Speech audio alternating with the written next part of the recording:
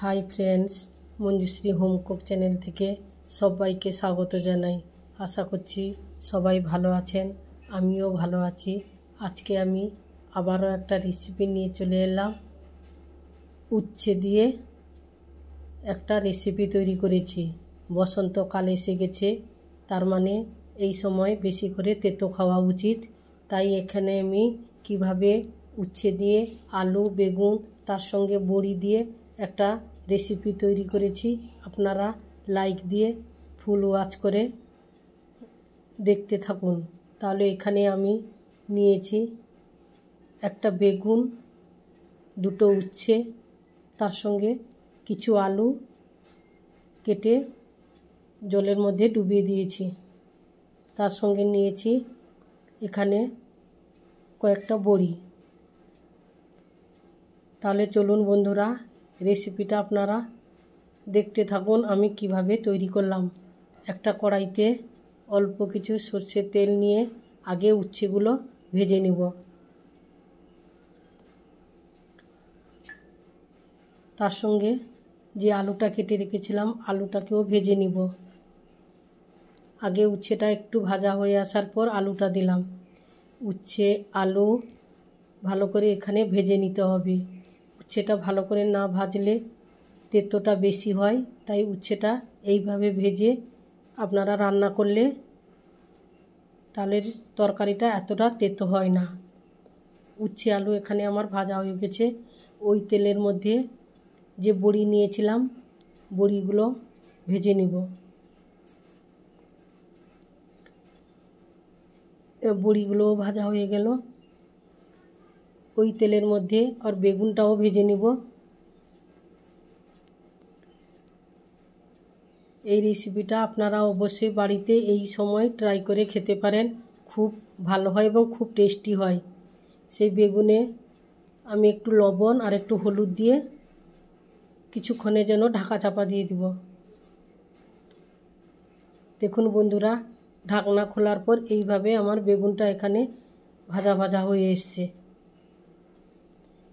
এবার বেগুনটাকে একটু নেড়ে চেড়ে আমি তুলে নিব। এবার বেগুনগুলো আমি আস্তে আস্তে করে তুলে নিব।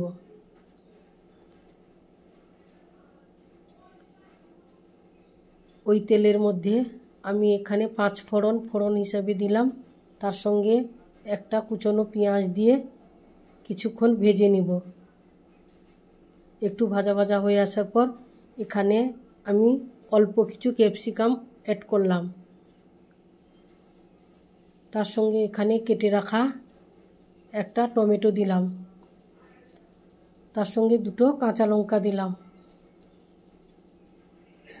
হাফ চামচ হলুদ গুঁড়ো, হাফ চামচ লঙ্কার গুঁড়ো, হাফ চামচ জিরে গুঁড়ো দিয়ে একসঙ্গে আমি ভালো করে কষিয়ে নিব। পেঁয়াজ ক্যাপসিকাম লঙ্কা টমেটো একসঙ্গে ভালো করে এখানে আমার কষিয়ে নিব। কষানোর পর মশলা থেকে একটা গন্ধ বেরিয়ে এলে ভেজে রাখা সবজিগুলো দিয়ে আবারও আমি কিছুক্ষণ কষিয়ে নিব। সবজি তরকারি যত কষাবেন তত টেস্টি হয় এবং খুব ভালো হয়। যেসব বন্ধুরা এখনও চ্যানেলটিকে সাবস্ক্রাইব করেননি আপনারা চ্যানেলটিকে সাবস্ক্রাইব করে পাশে থাকবেন।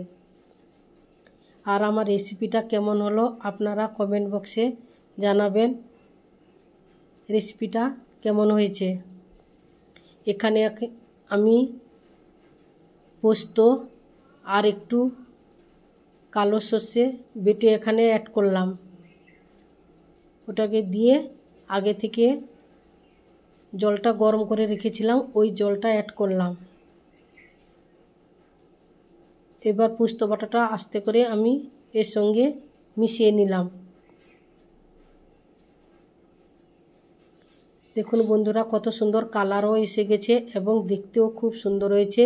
এইভাবে আপনারা বাড়িতে তৈরি করে খাবেন, গরম ভাতে জাস্ট জমে যাবে, আর অন্য কিছু থাকবে না। এর সঙ্গে আরেকটু যদি মুগের ডাল করতে পারেন তাহলে আর কিছুই লাগবে না। তাহলে এইভাবে আমার রেসিপিটা তৈরি হয়ে যাবে। জলটা দেওয়ার পর 5 মিনিটের মতো ঢাকা চাপা দিয়ে দিলাম।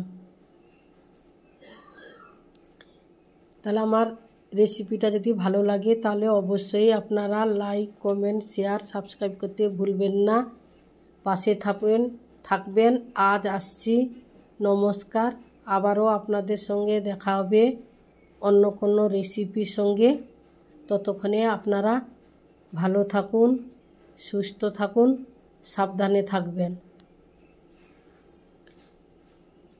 অবশ্যই আপনারা কমেন্ট বক্সে জানাবেন কেমন হয়েছে রেসিপিটা। উচ্ছে, আলু, বেগুন, বড়ি দিয়ে এই রেসিপিটা অবশ্যই বাড়িতে ট্রাই করে